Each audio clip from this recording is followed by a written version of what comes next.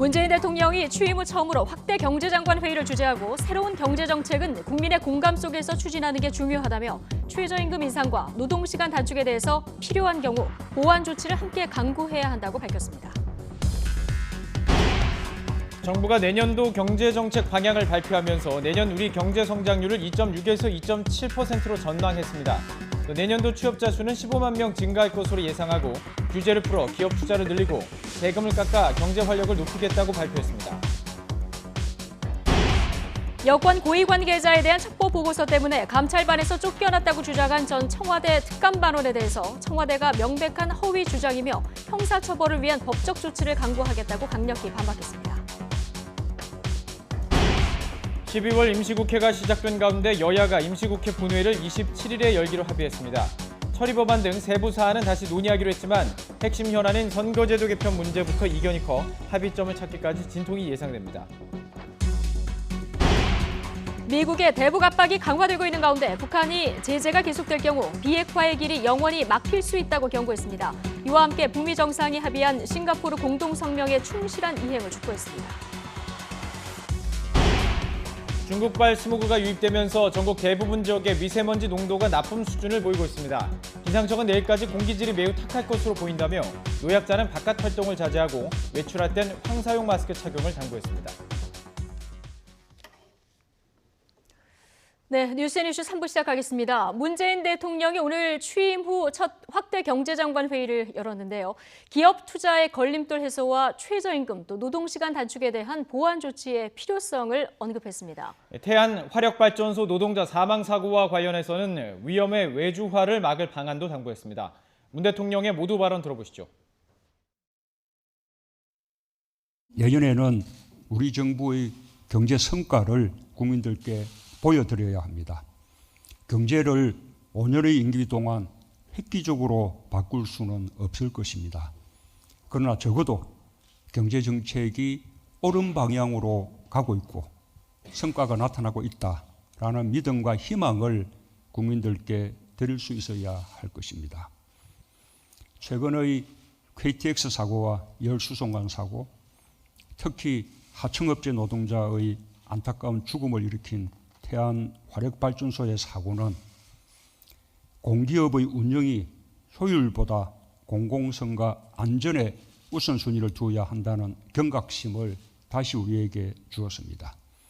공공부문 비정규직의 정규직 전환, 특히 위험, 안전 분야의 외주화 방지를 위해 더욱 노력해 주기 바랍니다.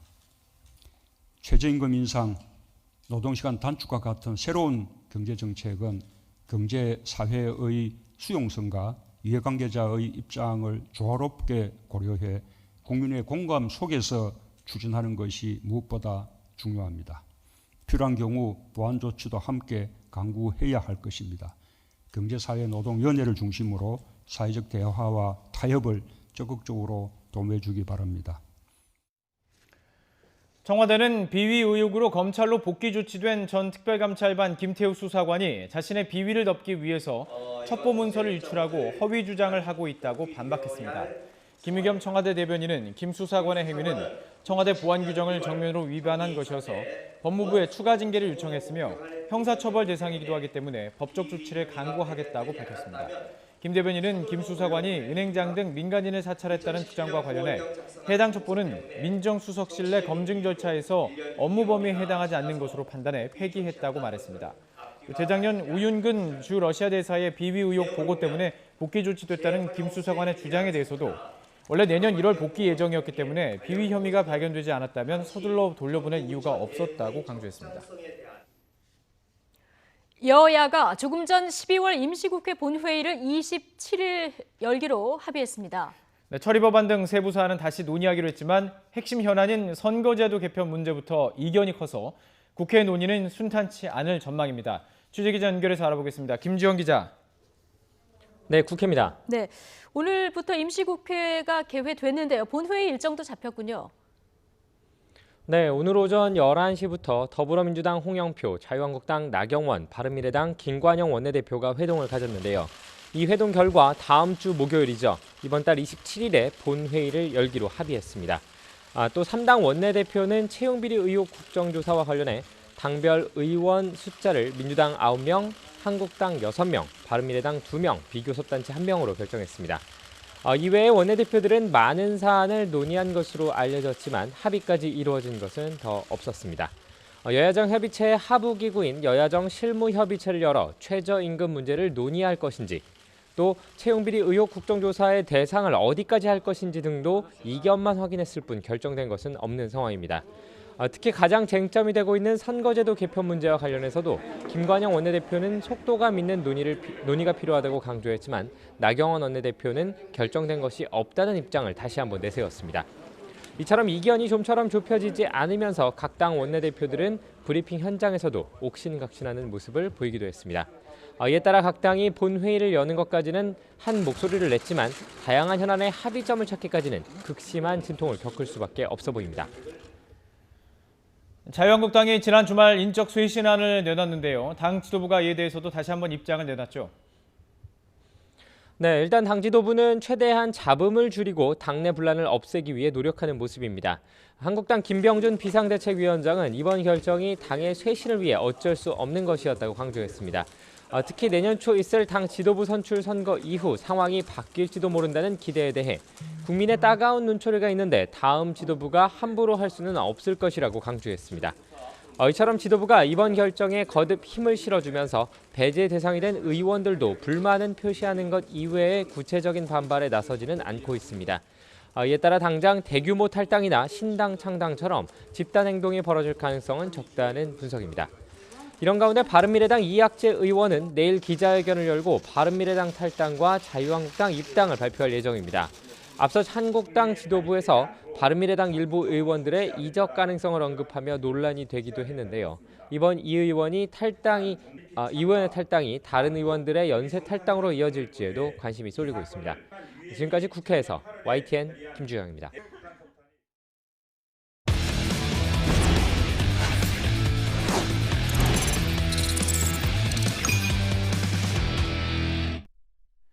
스포츠 소식 알아보겠습니다. 최근 가장 뜨거운 화제의 인물하면 이분 빼놓을 수 없죠. 바로 박항서 감독입니다.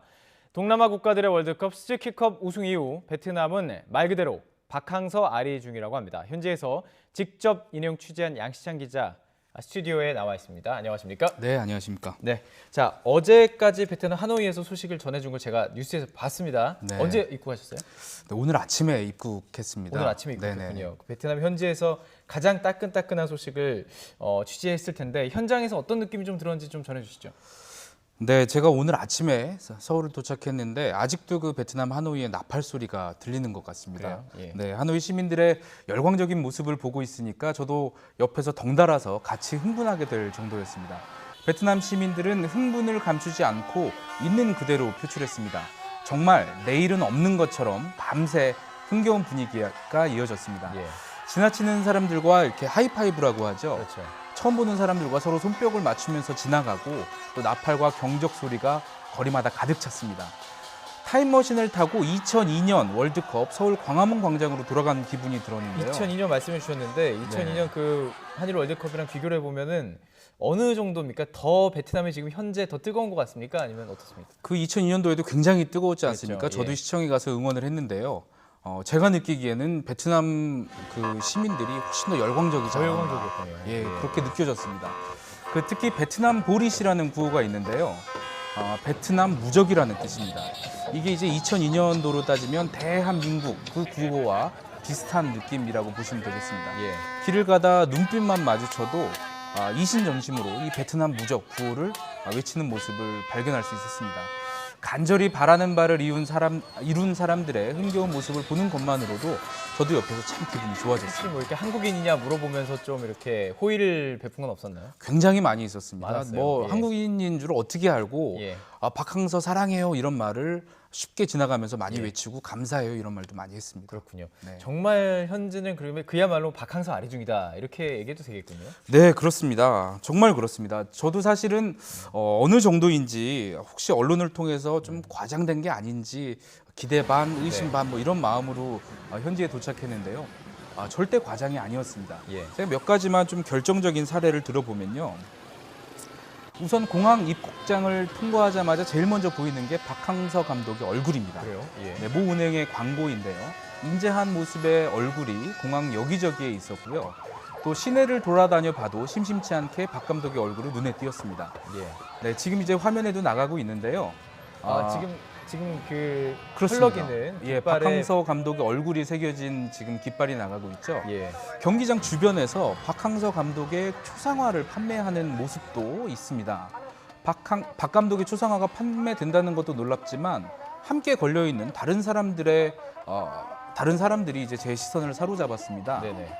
베트남의 국부로 여겨지는 호치민 전 주석, 또 보응유엔잡 한자어로 읽으면 무언갑인데요. 전 사령관입니다. 예. 전쟁 영웅이거든요. 예. 나란히 그림이 걸려 있습니다.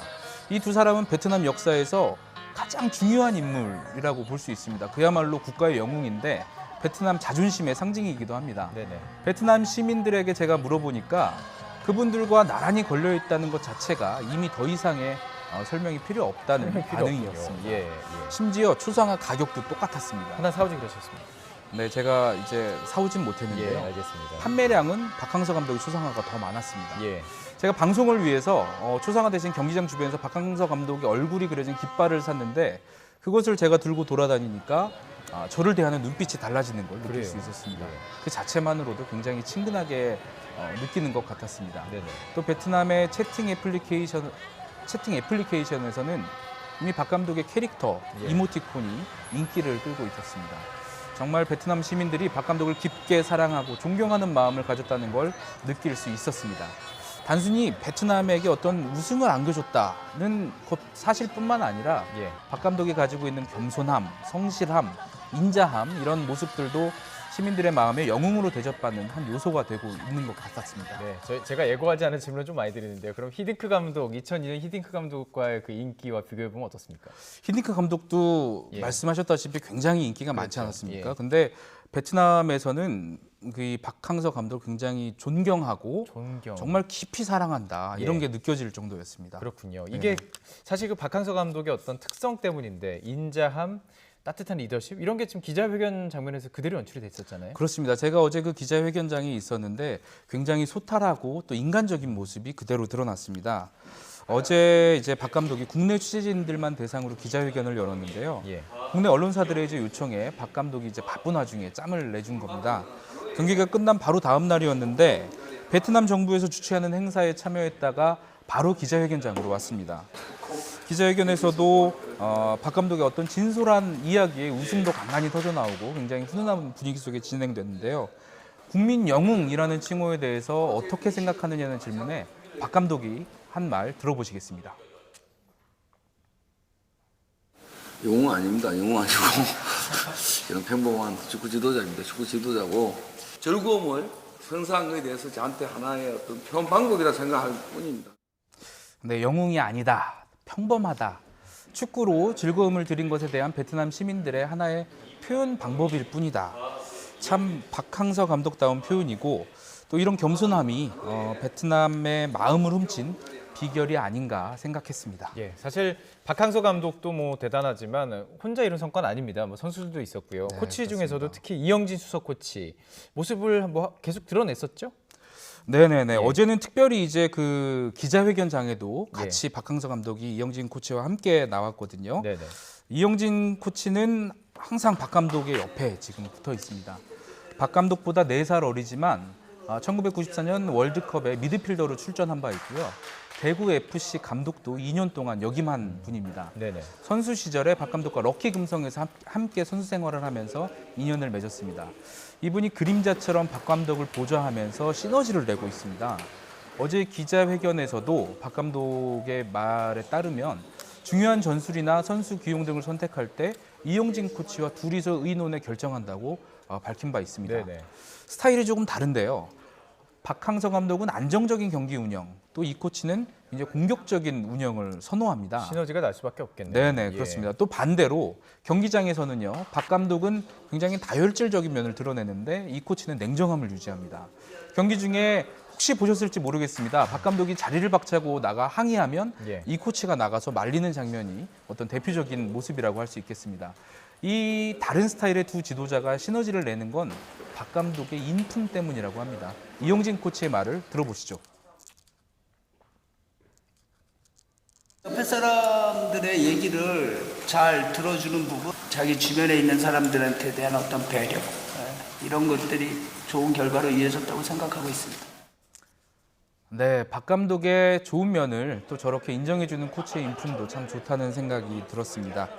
박 감독의 성공은 보석 같은 이 코치가 있어 가능했다는 말이 나오는 것도 괜한 말이 아닌 것 같습니다. 예.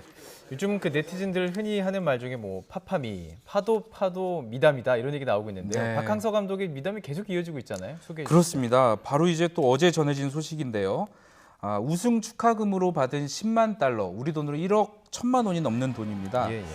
이 돈은 베트남 자동차 회사 업체 타코그룹이 박 감독에게 준 돈인데 베트남의 축구 발전과 불우이웃을 위해 써달라며 바로 기탁했다는 소식이 전해졌습니다. 또 이보다 앞서서는 이제 아픈 선수에게 비행기 비즈니스석을 양보했다는 소식, 또 선수들의 발을 직접 마사지해줬다는 모습까지도 예. 언론에 공개된 바 있습니다. 자, 뭐 이제 관심이 이제 아시안컵으로 넘어가고 있습니다. 이제 우리나라도 출전하고 베트남도 출전을 하게 되는데 안 이렇게 좀 충돌 안 했으면 좋겠어요. 경기장 안에서는요. 근데 가능성이 좀 있나요? 어떻습니까? 네, 가능성이 없지는 않습니다. 예. 박항서 감독의 베트남은 D그룹에 속해 있고요. 우리 한국은 C그룹에 속해 있습니다. 베트남이 속한 D그룹은 이란, 이라크가 속해 있죠. 굉장히 강팀입니다. 그래서 2위 또는 각조 3위의 와일드카드로 16강 진출을 노리는 게 베트남의 현실적인 목표라고 할 수 있겠습니다. 한국이 조 1위로 진출하고 베트남이 조 2위로 16강에 진출한 뒤 여기서도 둘 다 승리하면 8강에서 맞붙는 시나리오가 현재 가능합니다. 예. 한국이 조 1위를 하고 베트남이 와일드카드로 16강에 진출하면 결승에서 맞붙을 수밖에 없는데요. 현실적으로는 조금 어려워 보입니다. 예. 꼭 아시안컵 대회가 아니더라도요. 베트남이 C컵을 우승하면서 이미 내년 3월에 있을 평가전은 성사가 된 상황입니다. 결승 2차전이 열리기 전에 지난 2017년이죠. 동아시아 축구연맹 챔피언십 우승국인 한국과 올해 C컵 우승국이 평가전을 치르기로 합의가 돼 있었습니다. 베트남의 요즘 분위기가 정말 좋지만 또 벤투 감독이 이끄는 한국도 만만치 않지 않습니까? 객관적인 전력은 한국이 한 수 위라고 볼 수 있습니다. 어제 박항서 감독도 이 부분을 언급했는데요. 한번 들어보시겠습니다. 저희들은 뭐 한국과 하게 되면 저희들이 전력적으로 한 수 아래인 건 사실이니까 배운다는 자세로 한번 열심히 한번 해볼 생각을 하고 있습니다. 네, 역시 겸손하게 표현했지만 경기에서 이기고 싶은 게 바로 감독의 마음일 겁니다. 베트남 시민들이 굉장히 자존심이 강하거든요. 예. 현지에서 만난 시민, 하노이 시민인데요. 중에는 C컵을 제패했으니 이제 한국을 이기고 싶다 이렇게 말하는 시민도 있었습니다. 그건 안 되죠. 예. 네, 하지만 축구공은 둥글다는 말이 있듯이 결과는 쉽게 예단할 수 그렇습니다. 없습니다. 한국과 베트남이 모두 아시안컵에서 좋은 성적 내기를 바라고 있습니다. 가장 좋은 거는 1, 2위 차지하면 딱 좋겠네요. 네, 정말 좋겠습니다. 네, 알겠습니다. 오늘 소식 여기까지 듣도록 하겠습니다. 양시찬 기자와 함께했습니다. 고맙습니다. 고맙습니다.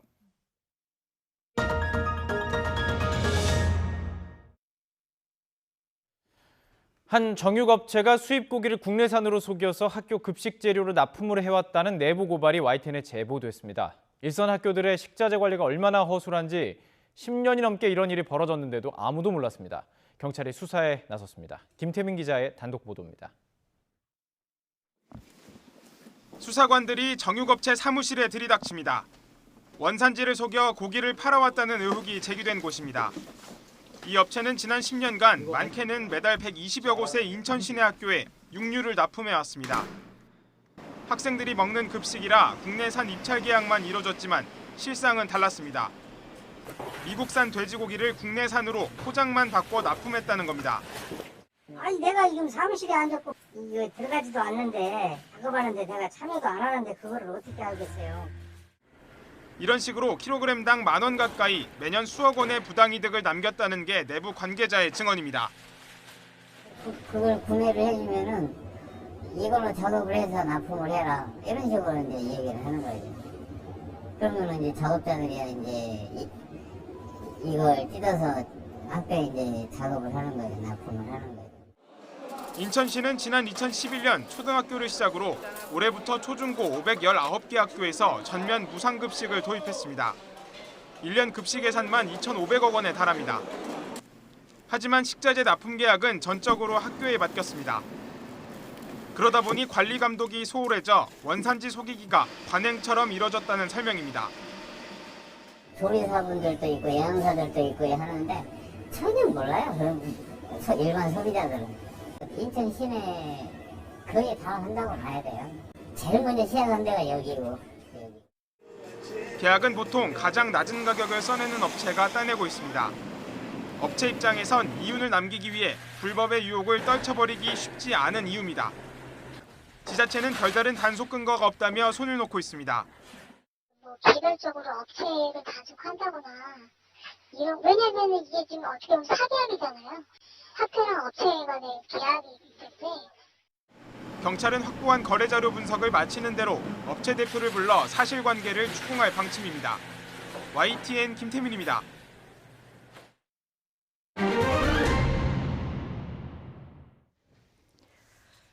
술에 취한 남성이 부산대 여대생 기숙사에 들어가서 여대생을 추행하고 폭행한 사건이 있었습니다.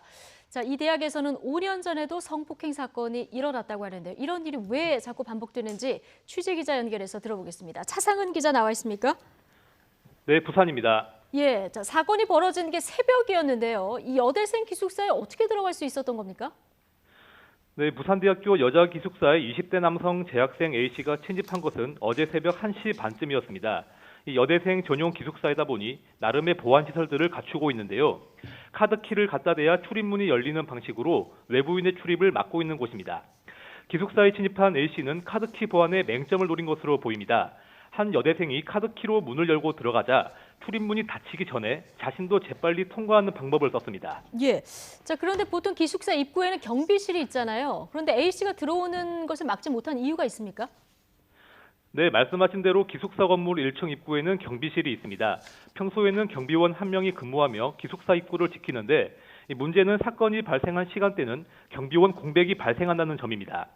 종일 일한 경비원이 쉴 수 있도록 새벽 시간대는 휴게 시간으로 지정돼 있습니다. 기숙사 경비원이 사건 당시에 자리를 비운 것은 규정상으로는 문제가 없었던 겁니다. 예. 평소 기숙사는 새벽 1시부터 5시까지는 카드키를 가진 사람이라도 오갈 수 없도록 출입문이 완전히 잠기지만 시험 기간은 도서관으로 가는 학생을 배려해 열어두는 것으로 확인됐습니다. 경비원이 쉬는 새벽 시간대에 카드키 보안 현관만 통과하면 외부인이 기숙사에서 마음대로 돌아다닐 수 있는 셈입니다. 뭔가 보완책이 좀 있어야 될 것 같긴 한데요. 이 문제는 부산대 여자 기숙사에 괴한이 침입한 게 이번이 처음은 아니라면서요. 네, 그렇습니다. 5년 전에도 이 대학 여자 기숙사에 괴한이 침입하는 사건이 있었습니다. 당시 침입자는 잠을 자던 여대생을 성폭행하고 달아났는데 이 사건 당시에 대학이 발칵 뒤집혔습니다. 큰 사건을 겪다 보니 많은 돈을 들여서 보안시설도 첨단으로 갖추고 CCTV도 곳곳에 설치했지만 5년 만에 외부인 침입을 쉽게 허용하면서 무용지물이라는 비판이 나오고 있습니다. 일부 학생들은 비싼 보안 설비보다는 경비원 1명을 더 배치하는 게 더 효과적일 것이라고 지적하고 있습니다. 예.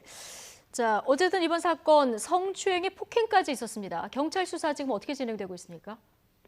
사건을 수사하고 있는 경찰은 가해자 A씨에 대해 오늘 구속영장을 신청했다고 밝혔습니다. 성폭력범죄처벌특례법 가운데 제8조에 있는 강간 등 상해치상 혐의를 적용했습니다. A씨가 피해 여대생을 상대로 성폭행을 시도했다고 판단한 것으로 보입니다. 현재까지 A씨는 사건 당시에 술에 취해서 아무것도 기억이 나지 않는다고 주장하는 것으로 알려졌습니다.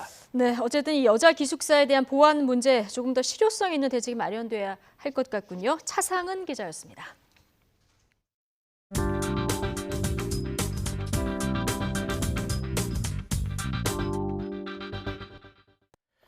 지난 11일 새벽 태안화력발전소에서 안타깝게 목숨을 잃은 25살 청년 김용균 씨. 그는 과자 한 봉지, 컵라면 3개를 유품으로 남기고 떠났습니다. 그런데 용균 씨가 남긴 것은 유품만이 아니었습니다. 더 큰 숙제를 우리에게 남겨주고 떠났죠. 반복되는 수고를 막으라는 숙제였습니다. 자, 사고 후 약 일주일이 지난 지금 우리는 이 숙제를 잘하고 있을까요? 어제 저녁 태안화력발전소를 운영하는 한국서부발전은 기자단에게 사과문을 담은 이메일을 보냈습니다. 사고 발생 5일 뒤 보낸 늑장 사과 메일이었습니다. 카메라 앞에선 공개 사과도 아니었습니다. 짧은 사과문을 기자들에게 보낸 것뿐이었죠. 서부발전 측은 유가족에게 먼저 사과하는 게 도리라서 사과문 발표가 늦어졌다라고 말했습니다. 과연 사과만 늦었던 걸까요? 사고 발생 사흘 뒤 근로자의 이야기입니다. 사고 전과 후가 달라진 게 전혀 없습니다. 지금도 혼자 근무를 계속 돌고 있고요. 야간 근무 때도 혼자서, 그리고 기동 중일 때도 계속 근무를 돌고 있습니다.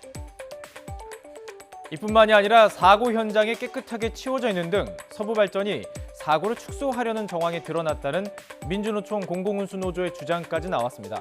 더욱 충격적인 것은 사고 직후 회사 측에서 동료 직원에게 전한 말들이었습니다. 고 김영균 씨를 교육했고 그 시신도 직접 찾았던 선배의 고백입니다.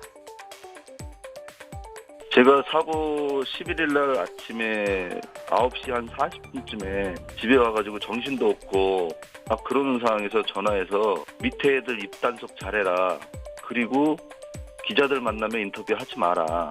기자들을 만나면은 그 기사들을 그 사람들은 오버해서 쓸 수가 있으니까 인터뷰하지 마라라는 식으로 저한테 멘트를 하고 있거든요. 전화를 해서.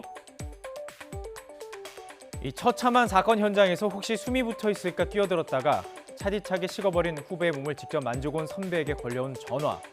위로의 말이 아니었죠.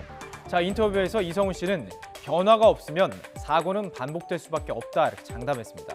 그가 언론과 인터뷰를 선택한 이유겠죠. 한국서부발전이 하청업체 직원들의 사망 사건을 국회에 축소 보고했다는 의혹도 제기된 상태입니다.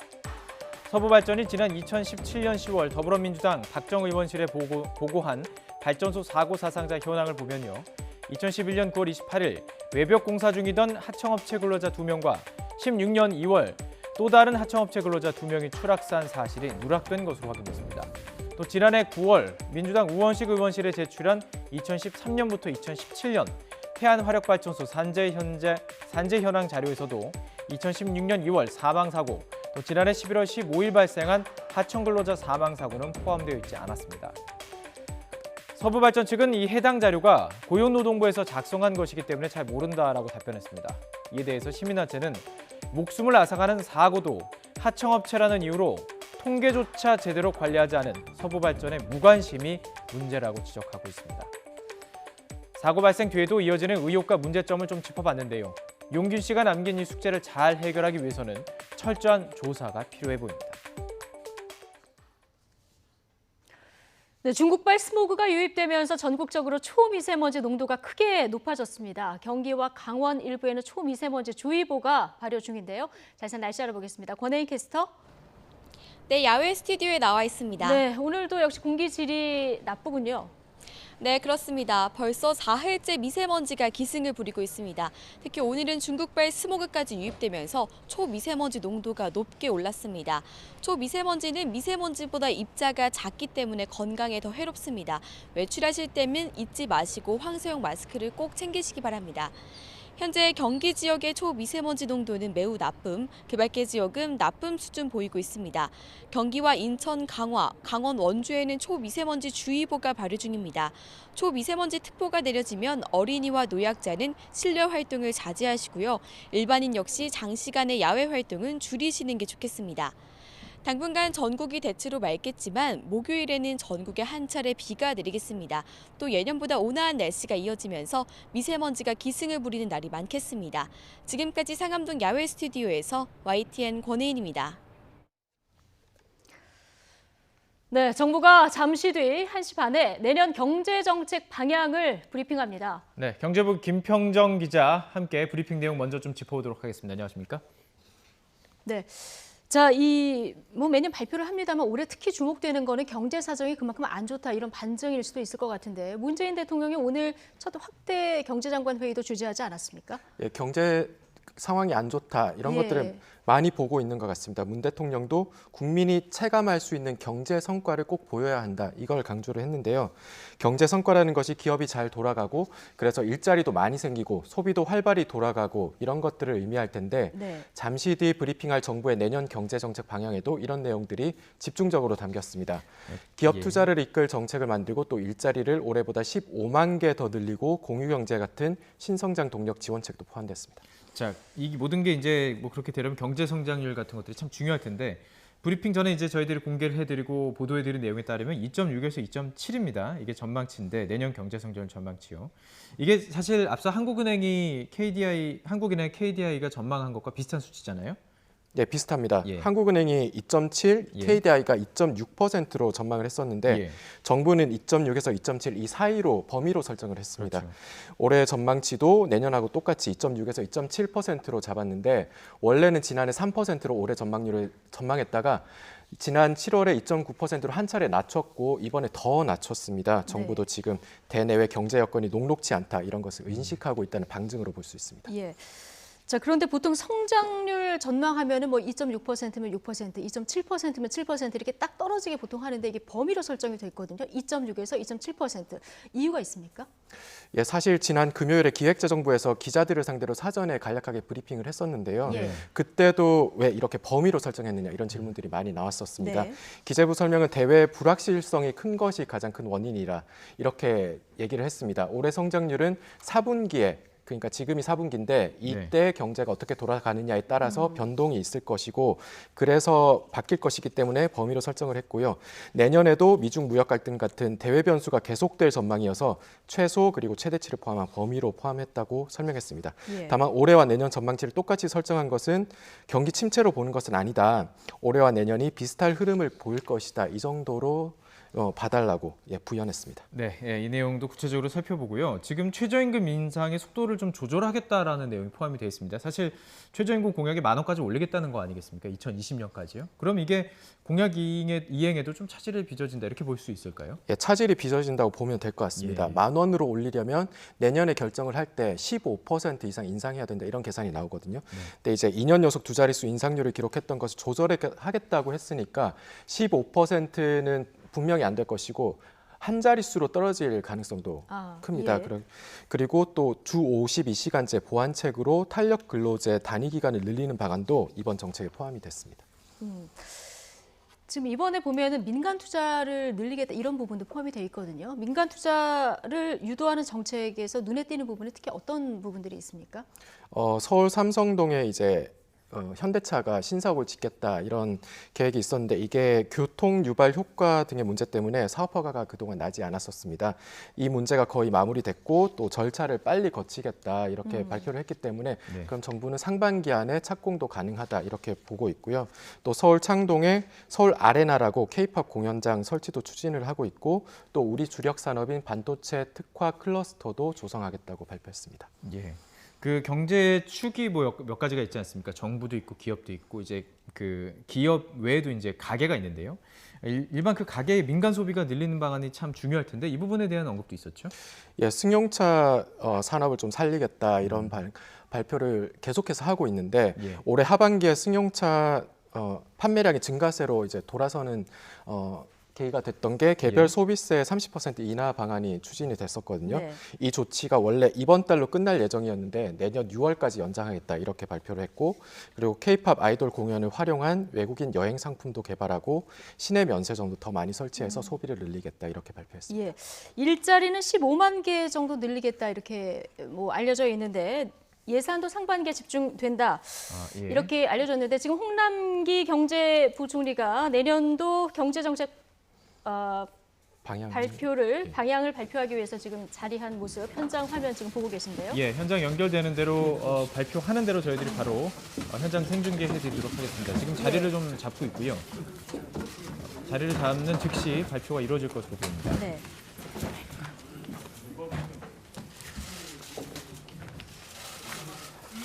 네, 곧 발표가 시작될 것 같은데요. 들어보시죠. 자, 시작할까요? 안녕하십니까. 기획재정부 대변인입니다. 지금부터 2019년 경제정책 방향에 대한 관계부처 합동 브리핑을 시작하겠습니다. 오늘 브리핑에서는 홍남기 부총리 겸 기획재정부 장관의 발표문 낭독에 이어 기자 질의응답 시간을 가지도록 하겠습니다. 그럼 홍남기 부총리 겸 기획재정부 장관의 발표문 낭독이 있겠습니다.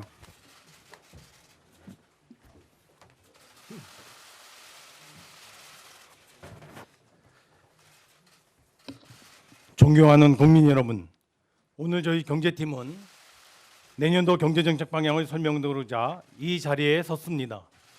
현재 우리 경제는 중대한 전환기적 시점에 직면해 있습니다.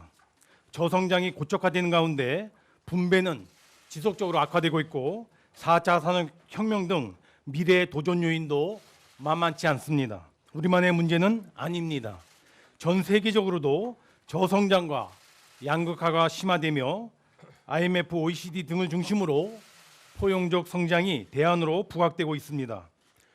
문재인 정부는 이러한 세계적인 변화의 흐름 속에서 사람 중심 경제로의 패러다임 전환을 시작하였습니다. 우리 경제에 긍정적인 변화가 나타나고 있습니다. 임금 상승 등으로 가계소득은 6년 만에 가장 큰 폭으로 증가하였습니다. 민간 소비도 7년 만에 가장 견조한 모습입니다. 지지부진했던 노동 생산성도 크게 올라가고 있습니다. 벤처 투자가 3조 원을 돌파하며 사상 최고치를 기록하고 청년 등의 창업도 크게 증가하고 있습니다. 불공정 거래 관행이 개선되고 순환 출자거리도 지난해 93개에서 금년 들어 5개로 대폭 줄어들었습니다. 그러나 고용이나 소득 분배 지표 등이 부진하고 국민들의 삶도 여전히 팍팍한 상황입니다. 기업과 시장의 활력이 저하되고 고용을 만들어내는 투자의 부진이 이어지고 있습니다. 주력 산업의 경쟁력 약화, 신성장 동력 발굴의 지연으로 성장 일자리 창출 능력은 갈수록 떨어지고 있습니다. 시장 기대와 달랐던 일부 정책과 빠른 인구 고령화는 고용과 분배에 부담이 되고 있습니다. 내년도 대내외 경제 여건은 엄중한 상황입니다. 미국, 중국, 일본 등 주요국의 성장세가 약화되고 있고 통상마찰 장기화 등 불확실성도 상당합니다. 경제 심리가 유축되고 있고 그간 견조했던 수출도 내년에는 다소 둔화될 전망입니다. 존경하는 국민 여러분, 정부는 이러한 어려운 여건을 극복하고 우리 경제의 역동성과 포용성을 강화하여 함께 잘 사는 혁신적 포용국가의 기반을 구축하는 데 가용한 정책 수단을 총동원하겠습니다. 내년도 경제정책 방향을 수립하는 과정에서 4가지의 역점을 두었습니다. 무엇보다 경제 활력을 높이고 우리 경제의 체질을 개선하는 데 중점을 두었습니다. 둘째, 포용성의 경우 강화해야 할 것은 더 속도내고 시장 기대와 달랐던 일부 분야는 보완하고자 하였습니다. 셋째, 속도내서 성과내고 체감토록 하기 위해서 총론보다는 강론에 초점을 두어 정책의 구체성을 강화하였습니다. 끝으로 이해나 갈등으로 막혀있던 문제에 대해서는 하나하나 풀어가고 해결하는 데 중점을 두었습니다. 이제 내년도 정책 방향을 상세히 설명드리도록 하겠습니다. 내년도 경제정책 방향의 큰 틀은 경제 활력의 제고, 경제 체질 개선 및 구조 개혁, 포용성의 강화, 미래 대비라고 하는 4개의 정책 영역에 있어서의 과제들과 이중 집중적인 점검 관리를 통해 내년 상반기 중에 가시적인 진전이 이루어지거나 성과를 창출할 16대 중점 과제로 구성하였습니다. 첫째, 전방위적 경제 활력의 제고입니다. 먼저 민간, 공공, 지자체에서 막혀있는 대규모 투자의 물꼬를 트고 투자 분위기를 확산시키겠습니다. 글로벌 비즈니스센터 등 6조 원 이상의 민간 투자 프로젝트가 조기에 착공될 수 있도록 지원하겠습니다. 6조 4천억 원 규모의 민투 사업이 투자 회복의 마중물이 되도록 대상을 넓히고 신속한 착공을 지원하겠습니다. 광역권 인프라 등 지역 대표 사업을 중심으로 예비 타당성 면제 대상을 내년 1, 4분기까지 확정하겠습니다.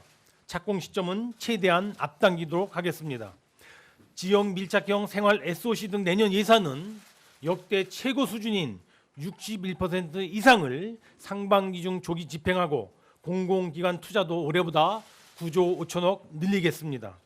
투자를 가로막는 규제는 신속하고 과감하게 해결하겠습니다. 공유숙박, 보건서비스 등 사회적 파급 효과가 큰 핵심 규제는 이해관계자 상생 방안을 마련하고 작지만 개인에게는 절벽으로 다가오는 소규제에 대해서는 투자 캐러반 등 현장 소통을 통해서 그 애로를 발빠르게 해소해 나가겠습니다. 창업은 경제활력 제고의 중요한 축입니다. 초기 창업 단계 지원에서 나아가 성장과 회수 단계의 생태계를 중점적으로 보강하여 제2의 벤처붐을 조성하겠습니다.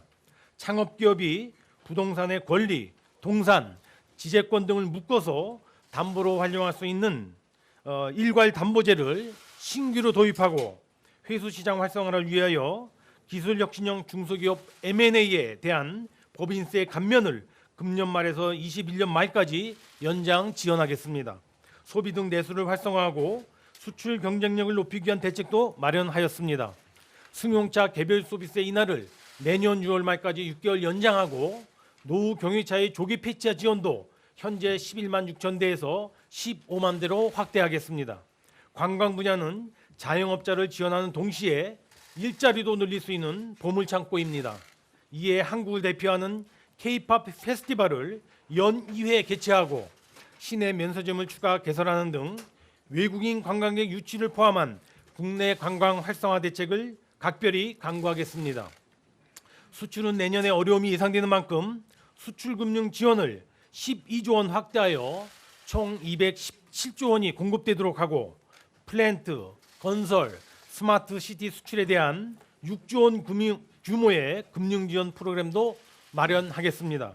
둘째, 경제체제 개선 및 구조개혁입니다. 먼저 기존 주력 산업, 신산업, 서비스 산업 등 3대 산업 영역에 대한 지원을 획기적으로 늘려나가겠습니다.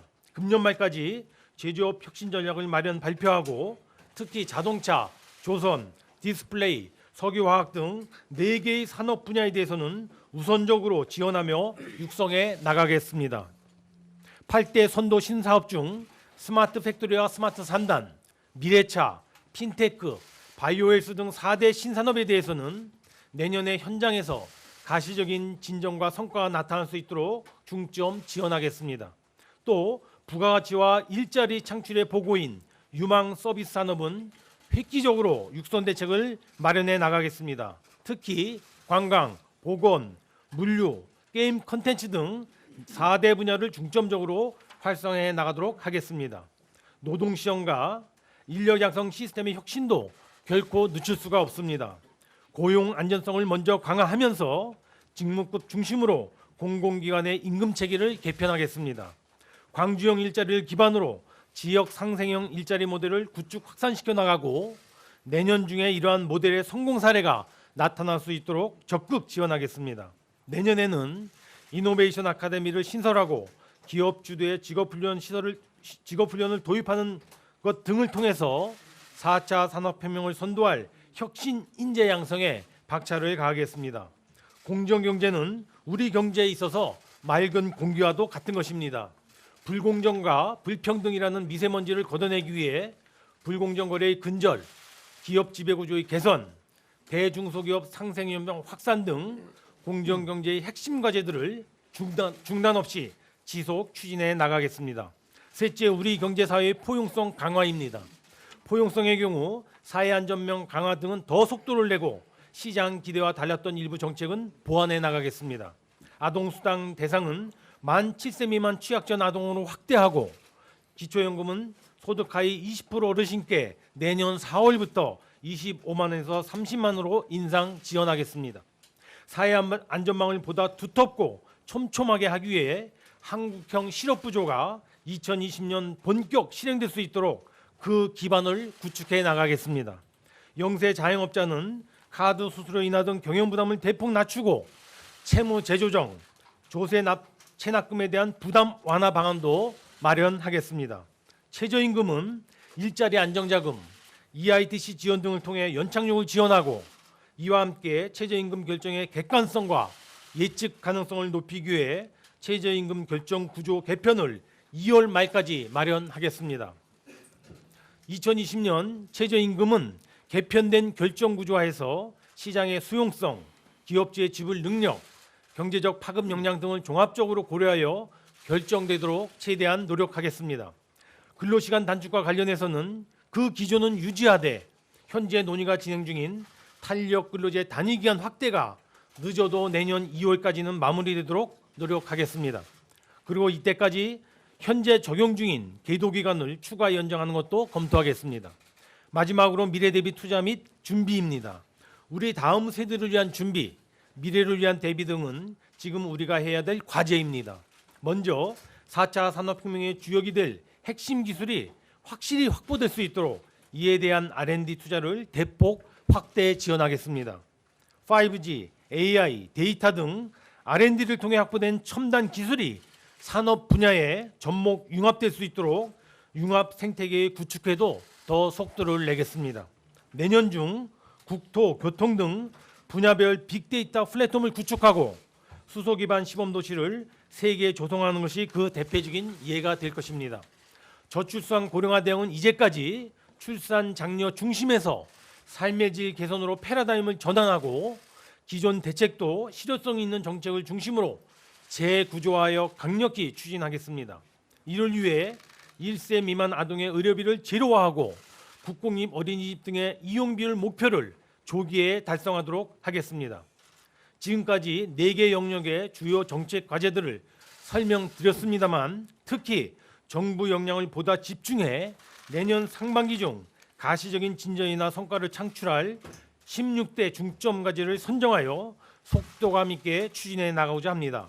먼저 기업 투자, 민자 투자, 공공 투자, 재정 프로젝트 등 4개의 빅 프로젝트와 공유 숙박, 보건 의료 서비스, 상생형 지역 일자리, 혁신형 고용 안정 모델 구축 등 4대 빅딜 과제, 그리고 기존의 주력 산업, 신산업, 창업, 서비스 산업 등 4대 산업 영역에서의 산업 혁신, 그리고 서민 자영업자에 대한 지원 등 3개의 안전망 강화 조치와 최저임금 정책 보완으로 구성된 4개의 포용성 강화 과제에 대해서는 집중 점검하고 각별히 관리해 나가도록 하겠습니다.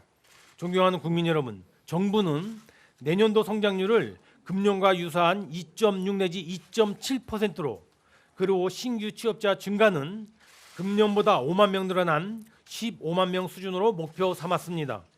경제 상황이 적어도 금년 수준 이상으로 개선될 수 있도록 최선의 노력을 다하겠습니다. 이와 함께 우리 모두가 함께 잘 사는 혁신적 포용국가를 구현하는 데 진력해 나가도록 하겠습니다. 경제팀 모두가 시장과 기업의 의견을 귀하게 경청하고 현장과의 소통 노력도 그 어느 때보다 강화하겠습니다. 정부부터 할 수 있는 모든 노력을 다하겠습니다. 하지만 정부의 노력만으로는 부족합니다. 가계와 기업, 국회와 언론, 노동계 등 모든 경제 주체가 힘을 모아야 합니다.